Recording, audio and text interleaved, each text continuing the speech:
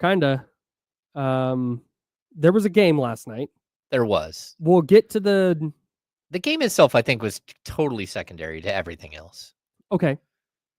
Yeah, so like I thought like what we saw in the stadium, like there were some major issues, but like for me to complain about like media issues is more of like, first world problems. That's inside baseball. Yeah, it is inside. So it would have been nice if there would have been somewhere for us to like sit somewhere in the park and not just stand in like cold weather.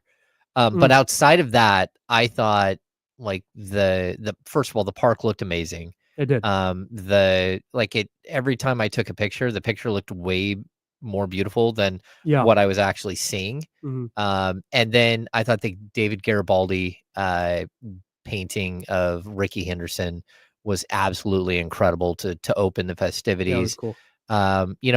It wasn't a sea of blue like I thought it would be. Like, there were a lot of Cubs fans, Mhm. but I also It didn't sound like it.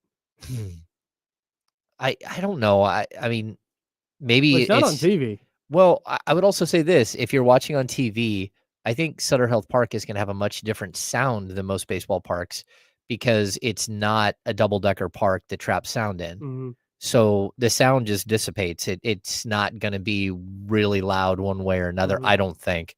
But like the grassy hill, they said they sold 250 seats. It looked more like 500 at least. I mean, There's a lot of people up there. There were just a ton of people up there. They also said it was like 12,000 people in attendance. I didn't buy that at all. That looked like at least 14,000. It was a packed house. There were a couple Why open. would they short the number? I don't know why they would possibly short the number, but like you could see all of the suites were packed with people. There were so many people just like up against the like walking on the mezzanine or the standard area, like looking out. I thought it was like a packed house.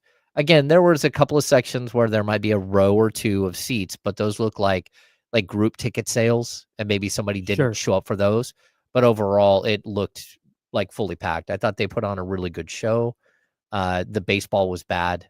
Again, the A's gave up four runs in the first. 4 runs in the first, and then the next batter up, I think in the 5th, hit a home run to make it a 5-1 game or a 5-0 game. I thought Joey Estes, the A's starter, gives up the 4 in the first inning, and it looked like he might be able to make it through 5. I was like, man, if you can get Joey Estes through 5 here, that's a big deal. And then the wheels just came off because I think it was 5. They cut it to 5-3. Yeah. It's 5-3. It's like, okay, they're hanging it, and then 7-3, 9-3, and then man. Yeah. 18-3 was the final score. More history. We had the first Cubs cycle. Carson Kelly hits for the cycle for Chicago. It's the first Cubs cycle since 1993. Oh, and that was Mark Grace, right? Sure. I think it was Mark Grace that had hit for the cycle in 1993. I did not get that info, but I'm going to believe you. 18 is also the most runs allowed in an MLB home opener since 1925. Oh, wow. That was wild to me. Josh Dubauer from the AP tweeted that out. Okay. I was shocked to find that out. I would have thought, in 100 years, not one team. 18 is a lot. That is a lot. That's a lot. Yeah. That's so many runs. That's 2 runs an inning. May 9th, 1993, Mark Grace. Nice, dude. Good pull. Sounded like fewer Cubs fans than I thought. But overall, it wasn't from like I said, from a visual standpoint. You knew it was going to look great. The setting for Sutter Health Park is awesome. You got the Tower Bridge in the background with downtown Sacramento. Yeah. The ziggurat right over Lake Centerfield. The people like it looks like a pyramid, but it's actually not a pyramid. It's a ziggurat, but that's okay. It's called a ziggurat. We're gonna learn today. It's not Is that a pyramid with steps? It's a version of a pyramid, but it's not a pyramid. So it doesn't have it doesn't come to a point.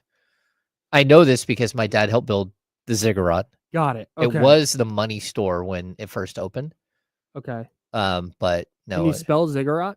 Z-I-G, I don't know. Ziggurat, There you go. which is not how I spelled it.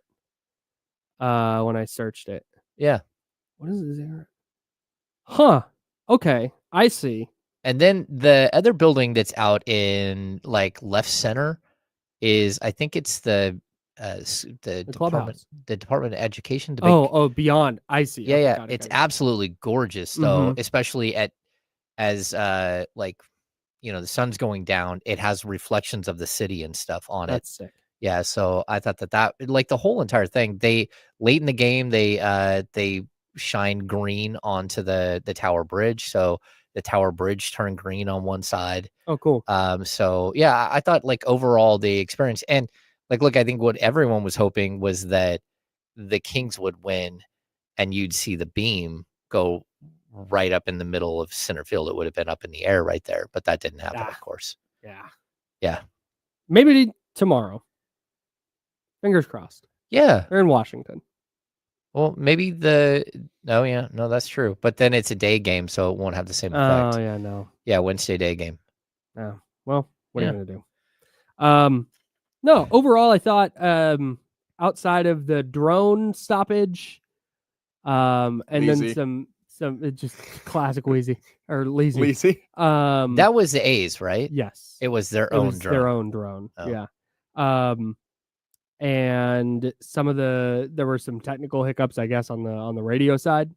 But that's to kind of be expected. They weren't going to have a flawless first game from the just all the technical aspects that go into producing a Major League Baseball game. But from an on-field visual standpoint, I thought it looked great. Yeah, and someone asked, did anyone throw the first pitch? I believe it was Ricky Henderson's wife and daughters, I believe, that threw out the first pitch. I mean, it was chaotic and loud, and I don't know who it was that caught the first pitch. There were three: Lawrence Butler, and then someone was in the middle, and I don't know who that was, and then someone on the outside. The guy in the middle was wearing like a green velour suit.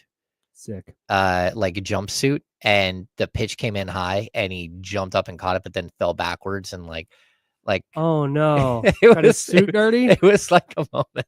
It was pretty funny. Oh, that's brutal. Yeah. But no, shout out to the River Cats grounds crew because the field looked immaculate. Oh, it did. Yeah, but what's it going to look job. like 155 games in because of two teams playing on it? That's a future problem. Yeah. No, that's very true. It's very true. Yeah, man. Sounds like everything for the most part was a good debut, save for the on-field score. I think so too. That, and it was cold, but look, I think the people that were there had a great time. Everyone was like, "Hey, this is really people fun." looked into it for sure. Yeah, and I think the players on the field, like when you hear about it, like, "Oh, this is going to be such a small park and everything." First of all, the visiting teams are like, "Oh, that was fun. Let's do that again. I want to hit. I wanted to score 18 runs." And the wind was blowing out, which isn't usually the case there. Like I knew when I was because I parked downtown, I walked across the bridge, and it was so crazy windy, and I was like, "Oh, well, this is wild." Yeah. So when we got in the park, like they were hitting like routine fly balls in batting practice that were just flying right out of the park. It was like, "Oh, this is going to be wild." Yeah. And then the big in center field, they have that big building that they've assembled. It's covered in metal siding. And it's painted green, and it's where they have the camera way up high. Yeah. Like I think that's the center field camera. They needed it up that high. Anyway, when that thing gets hit, it like boom, like it's super loud. Like it's like, oh my gosh, it sounds like you're hitting a tin building. Hilarious. So that I think all of that was fun. And then I just think overall the atmosphere, like everyone was really excited. But I think the players on the field walked away thinking, oh, that was different than I thought. It was a ruckus crowd. It was like everyone they're so close to you. Yeah. And it was packed. And so if you're going to get that on, like 80%, 90% of the ball games this year, where most of them are going to be sellouts, I think it's going to be a really, really good experience for people. Yeah. And most of the time the A's won't be behind 4-0 in the first inning and down 18-3 late. Yeah. which will help the atmosphere, I'm sure. Yeah. And no, the A's didn't have the same success that the Cubs had. Like, it's not like the ball flew out for everybody because they weren't getting the bat on the ball. Jacob Wilson sure did. Oh, yeah. Oh, that was a line shot. Rookie hit his first career homer. That's his first career. Wow. Okay. Yeah, there were two that were hit right in that same area. Like, he hit that, and then I think the next inning, the next guy hit the same shot. Yeah. And it was just a line drive to left field, just, Yeah, those were smoked. Yep. The putting a pin in the A's stuff briefly. The